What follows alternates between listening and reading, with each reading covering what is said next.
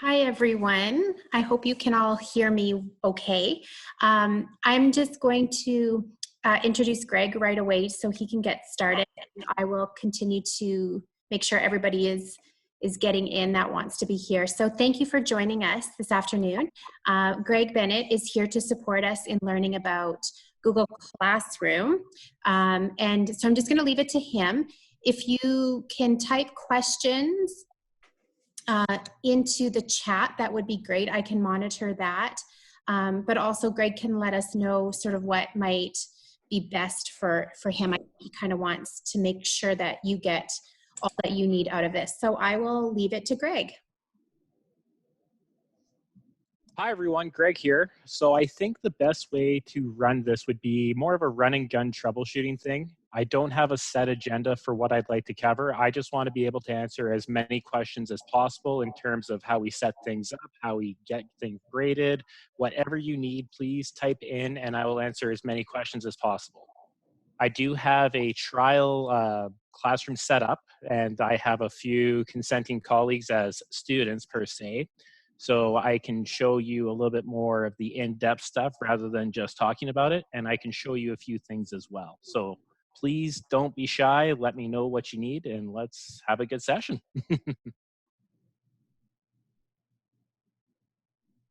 So Andrea, what would be best? Should we have people ask questions via the mic or just strictly chat?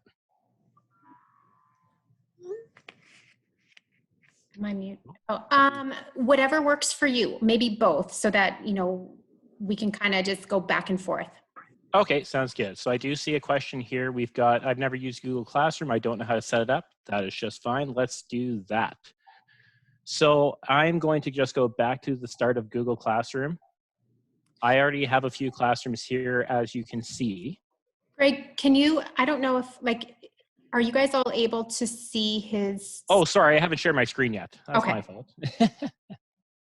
Let's try this again. There we go. Is everybody able to see that? Yes. Excellent. Yeah. So I've got my Google Classroom home screen. I have access to all the classes I'm enrolled in as a teacher/student. So what I'm going to do to create my own is I will go up to the top right-hand corner to the plus sign, and that gives me the option to join or create a class. If we're creating, we will need to click Create Class. That brings us to this field. So I do have to name it. So let's say Test Class April 8. Section doesn't matter, it's not required. If you were in multiple sections of grade 6, 7, 8, or whatever grade it is, you can go 01, 02, whatever you need. Subject, I would just say all or leave blank. Room, you could put kitchen if you're working in your kitchen like I am. You don't have to, I'm teasing. So once you have the required name in, you hit create. It'll take a second to get going. And now I have my layout. So for those of you not familiar with Google Classroom, there's 4 sections that you have. We have the stream, classwork, people, and grades. So the stream I would compare to kind of like when you log into Facebook, when you have everything that's been posted throughout the day, it's a chronological order of what's been placed in by teachers. So if I said, hello everyone, welcome to my classroom. I can select who I send it to, so I could have all students. If I only wanted to send it to some students, I can do that. I'll show you in my other classroom. I can add things such as links within my Google Drive. I can add website links. I can put files directly on from my computer, and I can link YouTube videos. And that I've also got set up in the classroom when I hop back to it. So I'm going to post it. And now anyone who is in here, they'll be able to see it. And as I fill the stream or fill my classroom with work, this will slowly get pushed to the bottom. So I can keep adding content as much as I want. In the classwork section, this is where you'll be creating your work. So as you can see, it says assign work to your classes, create assignments, topics. So what I'm going to do is I'm going to push the plus sign that says create. And that'll bring up a whole list of options. I have the assignment, quiz assignment, question, material, and topic. You do need a topic to get started. That's a good way to keep everything engaged, or sorry, in order, I should say. We'll call this one math. So I type it, I add it, and now I have a topic. I'll do one more. We'll call it writing. And I add that one. So now I have options of where I can put things. I still need to see this all topics highlighted, so I can click on create. Now I'm just going to do material. This takes me to a spot where I can set everything up. So we'll call this one first set of notes. I can put a description in if I'd like. I don't have to. I can pick what classes I distribute this to. So if you are a prep release teacher, I find this works really well. I can select test classroom. I'm also going to select my other classroom, so then I can show you that it does distribute. Again, I can choose the students that see it and don't see it. I can't right now because I don't have any students, but that's fine. And here in topic, I can pick fine arts, math, phys ed, reading, writing, science, and that will be where it goes. So we'll call it math and test, good. So then I can create things in Google Docs, slides, sheets, drawings, and forms. For those of you not familiar with that, these are all the equivalent of the Microsoft suite. So Docs is Word, Slides is PowerPoint, Sheets is Excel, and Forms is your quiz builder. That's my personal favorite, and if you need help with that, super happy to help with that. Or if you have things like we did before, you can do the drive, the link, a file off your computer. So let's just do a link. That's my drum kit that I found. So we're gonna put that there. I'm going to post. And that will take me back here. And you can see that it is now hosted in my math topic. Is everybody okay with that so far? I'm going to assume yes, hopefully. Now, people, this is where you can add collaborators and students. So if you want to give someone teaching permission, you'll click on the plus. You can type in their email. So I see, I'm just going to pick a random person. Let's go with Christian Verma. So I'm going to go Verma K at SP, and there he is. He pops up. And actually, it's not so random. I've already added him into my other one. So I could add him as a teacher, or you can add somebody as a student. So I'm at home with one of my colleagues that works at Lester B. Pearson. She's added me to her classroom, so I can have a student view, and it's a nice way to check off and make sure that everything looks good. And then when we get in the grade section, since I don't have students, I can't show you that, but I can show you that in my other classroom. Okay. So Greg, one of the questions was, is there a way to see if students have logged on without beginning an assignment? Good question. Let's take a look at my Google Classroom.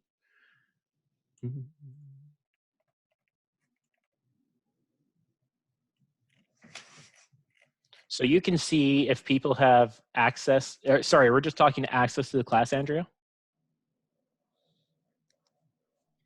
Yeah, I think so. I think so. Just to see if, yeah, they have access, even if they haven't done an assignment maybe yet. Okay, perfect. So I'm in the people section of my classroom, and everyone in here is, it has black, it has invite guardians. That means that they've accepted my email invitation to come into the classroom.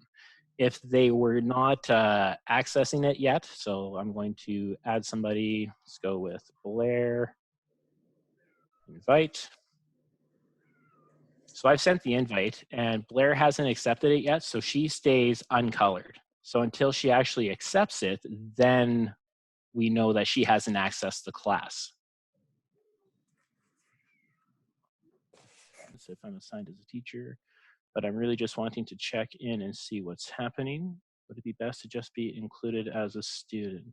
Candice, if you could reiterate that one a little bit. I'm not too sure what you mean, if you're looking at it as a teacher role or a student role, or what your role is within that class. as admin. Okay. So I believe that people have been added as students and they can see just the student view. If you're added as a teacher, then you can have the content control. But if you don't want that, student view is probably best. Okay, Greg, Jenna had a question about when she's assigning the work on Google Slides. Mm-hmm. Each copy appears in her drive. Mm-hmm. Does that make sense? Is there a way to stop that from happening as it's taking over her recent drive? Okay, with that one, is Jenna creating it as individual projects per person? Because if that's the case, if it's an individual assignment, you could end up with 20-some assignments. And my fix for that would be to see if you could reformat the information into a Google form. That way it's all hosted in one specific area. Oh. Okay, so she said, I'm sending out slides to the whole class and giving them each a copy. Mm-hmm. Are they individualized copies?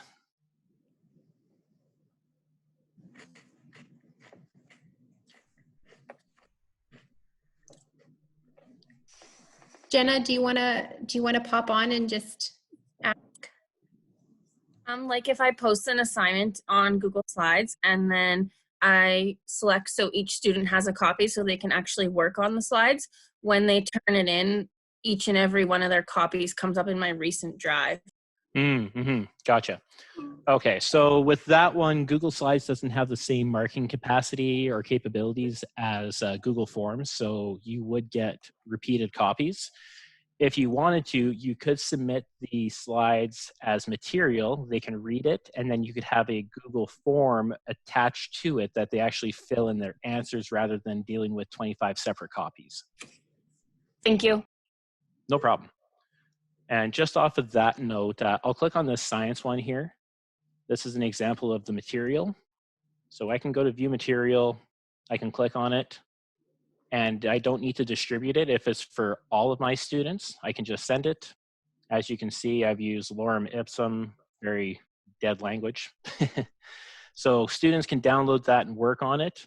And then if you wanted to, you could have an assessment above it or near it that ties with it rather than just creating content and having them send it back to you. Because yes, that will definitely clog up the drive and make things difficult to find.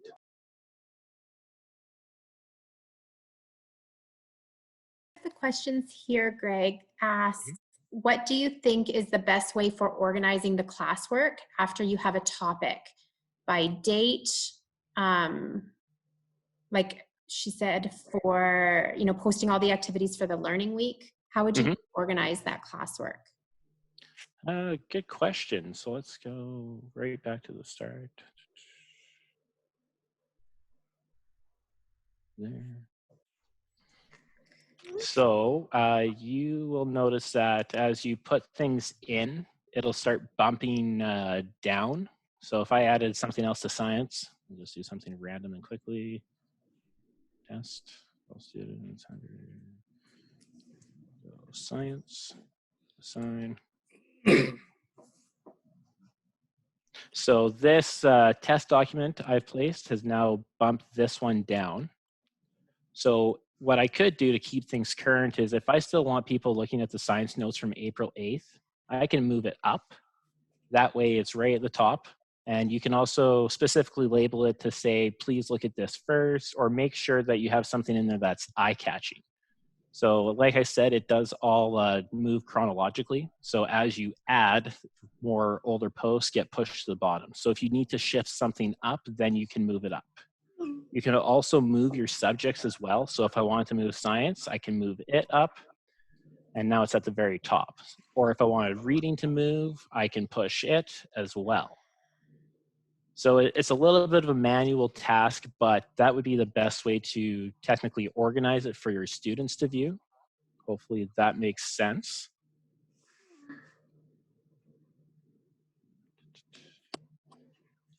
This is the best way to see who is.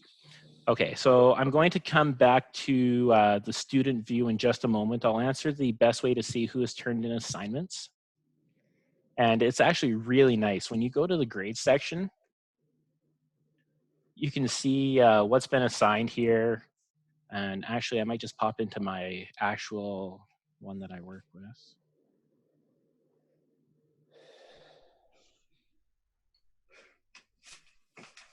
So I have a section in a 7-8 classroom at my school.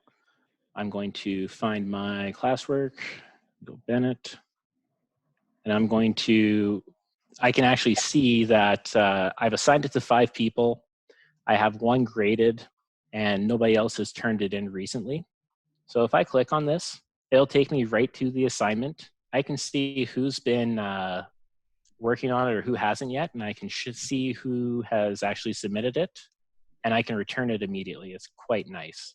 Do you know of any websites that have some really good pre-created docs or forms or activities that you could add to your own Google Drive as a copy?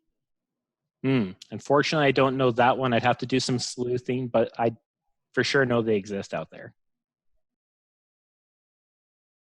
Do you know about how to make a PDF editable?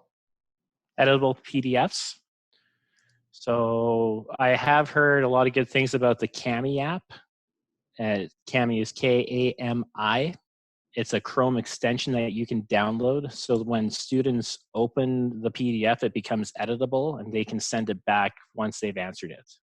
Going back to adding students, I just figured that one out. So let's go to the integers quiz. So I went into the gradebook. I went up to the assignment that I didn't assign to. I clicked on edit. And now on the top right-hand side here, it says 4. I've only got it as 1 student. Now I can select it as all. I can take that off, or I can put those 2. So you do have to just go back into the assignment creation section, and that way you can add or take students off.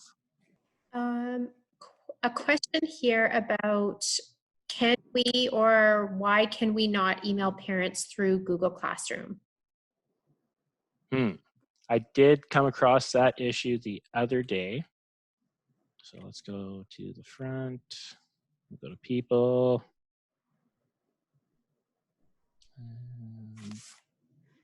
And that was through parent and guardian. Yeah, it won't let you. That one, I'm not too sure what the issue would be.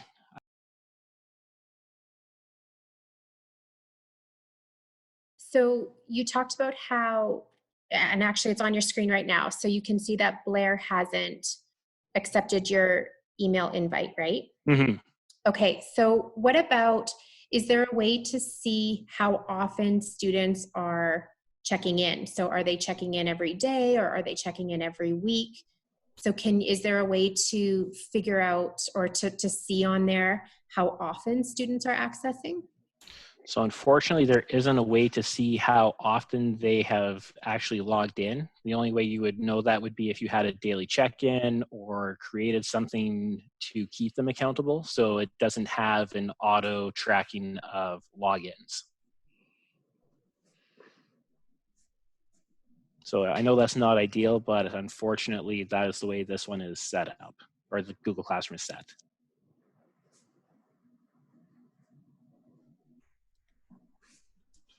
Okay, I'm not sure if you covered this, but can you, as the teacher, also add yourself as a student so you can see the student view? That's a good question. Let's try it.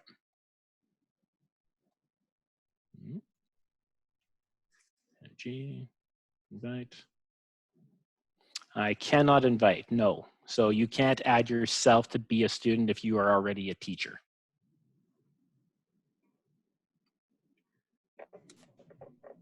But you could then invite maybe a colleague as a student and then. Absolutely. Okay.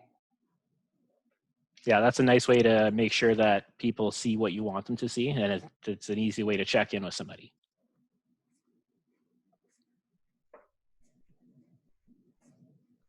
Okay, what else do we have? The best way to see who has turned in an assignment? So again, that one would just be go to the grades and you will be able to see what pops in. So the grade book is awesome. It just shows up right away and you can click on the assignment once they've actually submitted it. So obviously nobody submitted anything here, but there will be in this box, the assignment. You can click on it and look at it, and then you can mark it right here.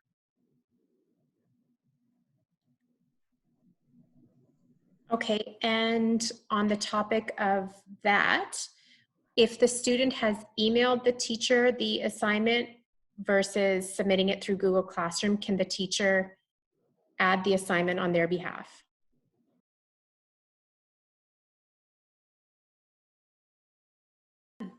How do you use Google Meet? Google Meet.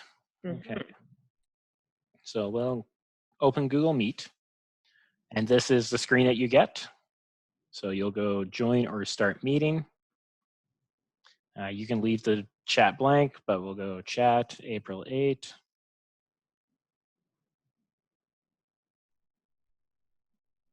And is everybody still able to see that, Andrea? So I know that the camera is trying to engage on my end as well for Google Yeah, Meet. I can see you, and then I can see a join now or present. Okay, good.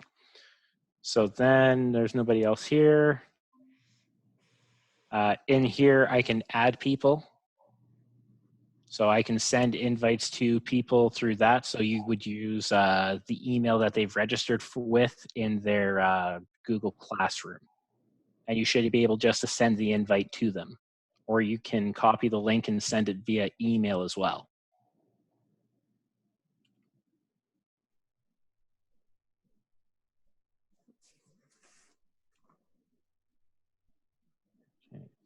Okay, a great question here about, can you use Microsoft PowerPoint presentations, or do you need to use the Google Slides? In what context? I'm thinking probably if you wanted to add in that PowerPoint, then could you, if you've already built it in PowerPoint, do you then have to recreate it in Slides, or can you use PowerPoint? Oh, good question. No, you can just drop it into your Google Drive and upload it, and it will, I think, show itself in the Google Slides app, but you don't have to rebuild anything. It should cross over quite easily. I did add an assignment. No, so I didn't add that assignment yet. But if I did want to add something, let's go assignment, go add from my Google Drive. And do I have a Microsoft Word doc in here? Yes, so I'm going to add a Microsoft Word doc. Test 3.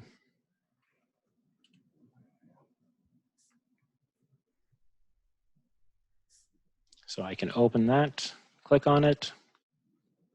So it does identify itself as being in Microsoft Word, and it will still show up. It'll just show up in this kind of darkened area, highlighting the thing itself. So you don't have to worry about rebuilding anything that you've made using Microsoft programs. It will all transfer over, no problem.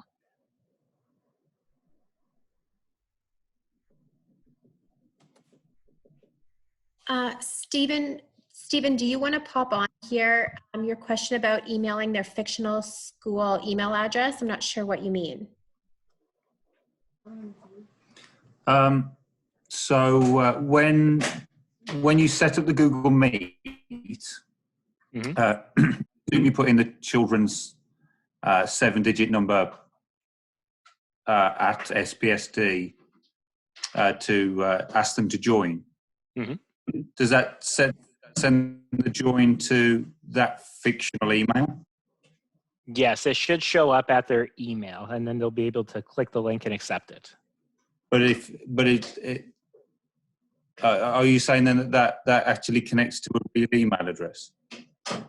It should connect to that email address, or if you tell the kids to go into Google Meet, it should pop up within their Google Meet. So if you have them waiting for the invite, it should show up in the app. Okay, cool. Does that help? Yep, thanks. Awesome. And Greg, do you think any like benefits using Google Meet over Zoom? Depending on, I've heard a few teachers talk about how their parents worried about security risks in Zoom in regard to the recent Zoom bombings and those kinds of things. I don't see any real advantage one over the other, although Google Meet does have a really cool feature that has closed captioning, where it takes everything being said and puts it into words, so that if you had somebody who struggled with listening or something like that and needed just the extra reading, they can see that as well. But I think both are quite good. I enjoy using either one. As a way to record audio or video to post for the students to listen or watch? Within Google Classroom itself, or just in general? I think within Google Classroom. Okay, so there isn't maybe a specific way to do that, but you can use anything on your computer, upload it into your Google Drive, and then submit it that way. So if you did have a really good recording app that you could use, like Screencastify or anything like that, as long as you put it into your Google Drive, then you're good to go.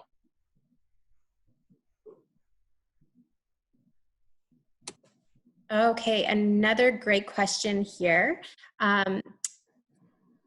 They already created some classes, but then as an elementary teacher have decided to use different topics within one class. How do you get rid of the other classes?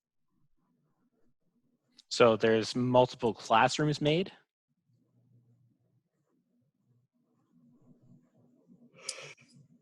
Yes.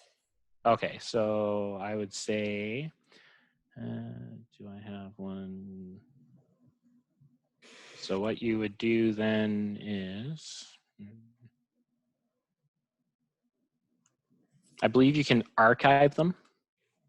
I don't really want to, oh, here, let's do this. So with my test class, oh, sorry, bear with me for just a moment. I haven't come across that one yet.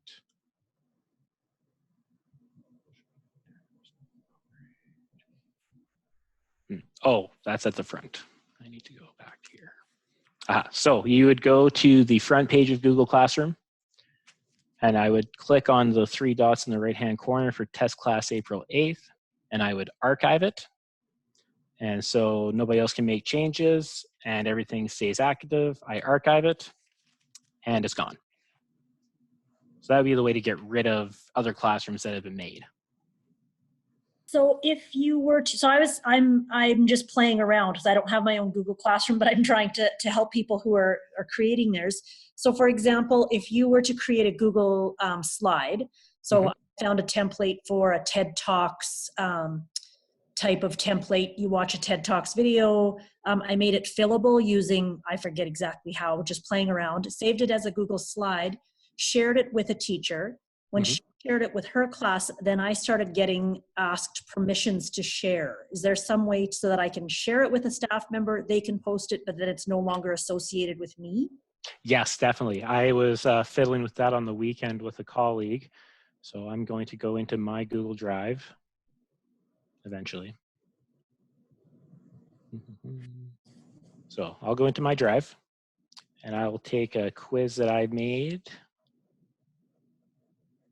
So in here, when I go to these 3 dots, I can make a copy of it. And let's say it'll just come up as copy of worksheet 2. I say okay. If I share that with somebody, they can take over as the author of that, and that way they don't have to, or you don't get the same permissions asked of you. It goes straight to the teacher. So you Great, just need to make, oh, sorry, yeah, go ahead. Yeah, no, thanks. That's helpful because I don't want to have to be permitting all of their students to, that's great, thanks. Awesome, no problem.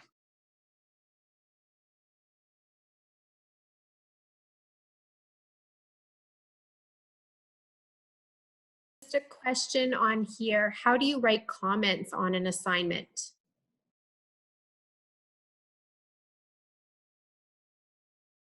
Adding assignments, is there a way to hide the previous ones so the list isn't so long? Yes. So we'll go in The classwork. Oh, sorry, that's the test class. Okay. So we go here. I can delete that. Oh, grades and comments will also be deleted. Nope, never mind. Let's see what we can do with that. So what you could do is download the grades and then delete the assignment. So that way you still keep a copy of those marks, but then you don't lose, but then you're able to get rid of that assignment and nobody can access it or find it again. Another question on that one. So if you had then deleted it, then that's the other students who didn't do it would just miss out doing them? Yes, most likely. But you could reassign it and then only assign it to that student who missed it if you really wanted them to do it. So then you wouldn't have to reassign to the whole class. You could just send it to the student or students who didn't do it the first time. Yeah. Okay, so great question here. Is it better to have one class with topics or a class for each subject area as a primary teacher? I would say a class with several topics instead of multiple classrooms, because that way you're not dealing with multiple codes and accessing different areas. If you can have everything laid out in one spot, and the less moving around kids and parents have to do, the easier it is. Grade 3 and 4 students, is there a video or directions for how to show parents access? How to show parents how to access what they put on the drive and how they can send in the completed work? There is a few help videos out there. I don't have one handy, but I would be happy to find one and send it out.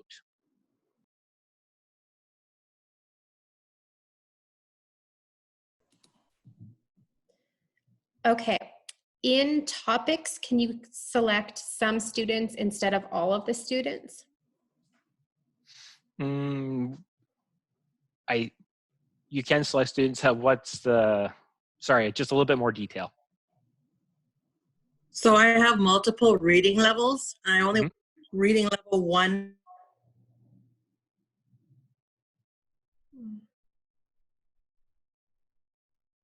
Everybody have access Oh, yes. to all definitely reading do levels. that. So let's do. So if I only wanted some people to see the science notes, I go into edit. I can go to the top right-hand corner where it says 4, where it says all students. I can deselect that and select only those that I want to see. So you can definitely have leveled instruction in there, and that way other kids won't be able to see that. That's what I actually do with my math students. I have them in not even a group, but I can select them individually, and the other kids in the classroom can't see what's going on.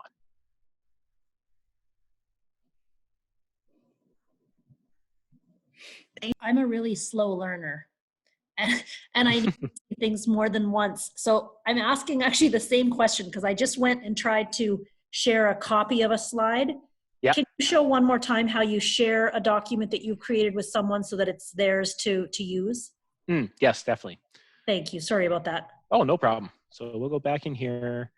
I'll pull up this assignment. So when I go up here, I'm going to go to that, or the 3 dots in between send and the G. I'll click make a copy. I have that copy set up. I have it in my folder. I hit OK. So slowly but I'm surely. pulling mine up. It says, it doesn't say send, it says share, and it doesn't give me those 3 dots. So if you see the share, what I would get you to do is click the down arrow that should be beside it. Yeah. And that will, does it come up and say share or get shareable link? It says get shareable link. There's an advanced button where I can, who has access, so private only you can access, I can change that. And then do it on public on the web, on anyone with the link. It gives me options. Right. So you can select those privacy settings. So if you were sending it to somebody outside of Saskatoon Public, you would set it to so anyone can see it. If Okay. it's within the division, you can send it just to SPSD. So then once you send it to that person, they can, sorry, I think I misled you before. They would make a copy of what you send them, and that makes them the author once they've made that copy. Okay. Great. Thank you. Yes, no problem. Okay, Greg, another question. I teach only phys ed. Is there a way I can have students check off if they've done an activity? What kind of activity and what's the context? Just a little bit more information and I can give a better answer. Am I on here? Yep. Can you hear me? Yeah. Okay, just so like I'm sending out little activities that they would do, say some stretching or some active, I don't know, whatever, muscle endurance. I'm thinking about putting it on some kind of grid so that they can just check off if they happen to have done that day, because I am responsible for assessing them as well. They're not going to have a test or anything like that, but I just some sort of check sheet to see that they've completed the activity that I've suggested. Okay, so what I would say might be a really good start is using Google Forms, or sorry, Google Sheets. And are you doing it daily, weekly? It's weekly. I'm suggesting maybe 3 activities, and if they do, you know, each activity once or something, then they check it off. If they've done the other activity twice, something. I haven't figured it out yet. I don't have any idea of how to do this, so. Okay, week 3. So let's just put at the top, we'll go 4 weeks. Then on the side, let's do agility, balance, coordination, and whatever activities you did underneath that. If they did it 3 times, they can put it there. Did it once here. Week 3 was terrible. They didn't get a chance at it. And week 4, they did it 7 times. And that way you have access to it. And as they update it, you can still see what they're doing. But I have just created a topic. I'm not the homeroom teacher. So I don't have all their names. Do I have all their names in my topic? Like my assessment is completely independent of the homeroom teachers. Okay. So what you could do then is, let's call this phys ed tracker. And you could have the names here. You'd have to do a little bit of structuring and adjustments, but what you could do is with this document that you have, you go into the classroom and we'll go to the phys ed section. Oh, sorry, not the phys ed section. We go to classwork, create, and we can just put it as material since it's not truly an assignment. We'll go phys ed tracker, and I will add from my Google Drive this tracker. We'll keep it under phys ed. And now it'll live under the phys ed topic and students can access it whenever they need. Okay. Okay, is that helpful? Yes, it is very helpful. Okay. Oh, good. I'm glad. you. No problem. Just a question on that, Greg, and I'm not familiar with it, but let's say I'm a phys ed teacher and I've built this for multiple people's classrooms, then I just share that document or the slide or whatever to those teachers and then they can add it? Actually, you should be able to distribute to as many people as you want. If you are added as a teacher in their classroom? Yes. Okay.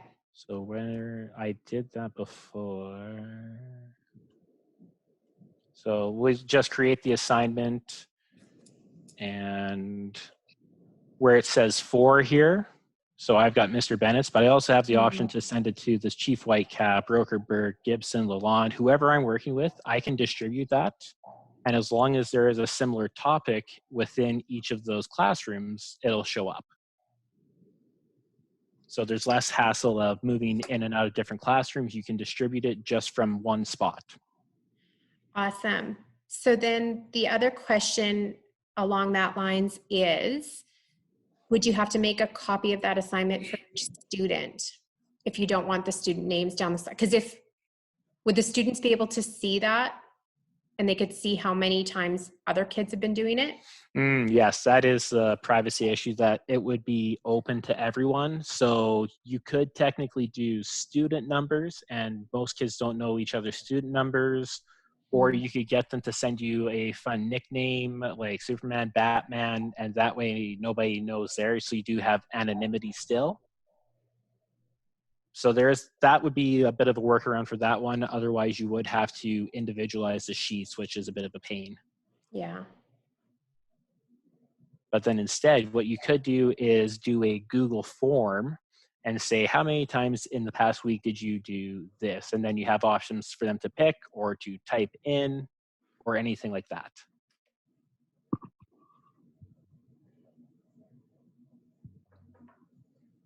So actually, let's continue along on that vein,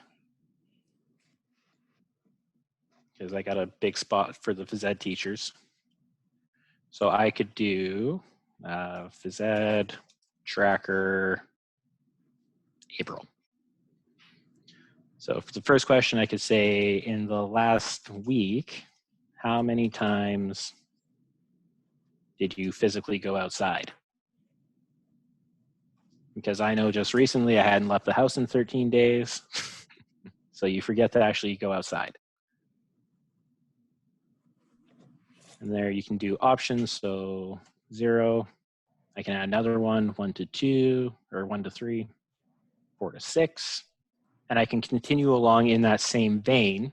I can add it to my classroom, but now I don't need to worry about individualizing it, because each student will submit one response. They'll show up in your responses area, and then you can actually download the data in a spreadsheet. That might be a better solution than what I showed initially. Do you mind going over that one more time super quickly? Yeah, sorry, I ripped through that super fast. That's okay. I got on a roll. That's okay. I think that's a better way for me than the first way, and I just want to get my head around that a bit more. Yeah, definitely. So I'll build out of here. Slow, Greg. So that's okay. I got most of it, I think. And just to kind of clarify, that was Google Form, right? Yes. And so Google Forms are kind of like administering a survey. Mm-hmm. They're super nice. You can do worksheets, exit slips, so you can do assignments. I really love using Google Forms. So I'm going to start right at the beginning. We're on the Google Forms website. I click blank, just because I'm not doing anything specific in those other ones. I'll put my title in, so we'll just call it PE Tracker. And now on the side here, you have add question. You can import questions. You can put titles. You can add pictures, videos, sections. There's lots of really good stuff. But in here, when you click on the plus sign, you add question. And that gives you this little drop down, or sorry, you'll have this drop down option in the question. And you can do short answer, paragraph, multiple choice, grid, scale of 1 to 10, anything like that. But for all intents and purposes, we'll use multiple choice. So we'll say for this one, how many times did you work on your balance? So this changed it to a short answer. So Google likes to think it's helpful and adjust things for you. But if I don't want that, I change it back. So my first option, I can say 0. Second one, 1 to 3. Third one, 4 to 6. So now let's pretend I did a whole bunch of questions and everything is hunky-dory. I can save this as PE Tracker. So this is saved in my drive. Instead of doing anything too fancy, all I'm going to do is go back to my classroom. I'm going to hit create. I'll do material. Type in PE Tracker. And now I can add it directly from my Google Drive. And it'll pop up in recent. I click on it. I click add. If I want to send it to a whole bunch of classes that I teach, I can select these if I want. I won't, because I don't want to mess up their stuff. And I'll pick phys ed, and I will post it. So now when the kids go to access the PE tracker, the only thing they'll see is this. So they'll answer it, submit it. You can customize and say, hey, thanks for responding. You're good to go. And that's it. You also said that you could put it in a spreadsheet afterwards. So the spreadsheet, how would you do that? So that would be in the back end of things. So I am in, there it is.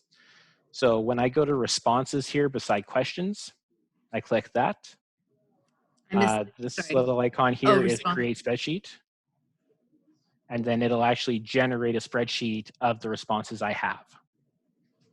Can you go back one more step? I was writing something down. So you go from responses to what? The little Just a little green here with a Oh. white cross in it. to green cross. Okay, and then that creates the spreadsheet. Yeah, so you'll click on it, you'll hit create new spreadsheet, it has a name for you, and then you'll click create. Okay, that's exactly what I was looking for. Awesome. And what's really cool is you can see a whole summary, so you can get a nice average of, oh, 5 kids did 0. I got 7 kids who did this. You can break it down question by question and see how that looks. And you can also look at the individual responses within this as well. Okay, great. Thanks very much. Yeah, no problem.